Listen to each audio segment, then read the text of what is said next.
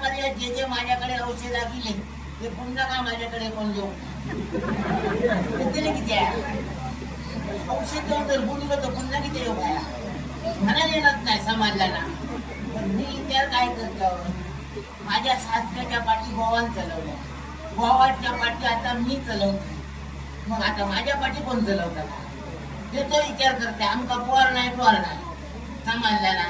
म्हणून त्या महादेवाची मागा भक्ती करूची किती उत्पत्ती करणारो ब्रह्मदेव म्हणून महादेवा प्रसन्न करू त्या ब्रह्मदेवाक चार गोष्टी सांग म्हणून सांगतो.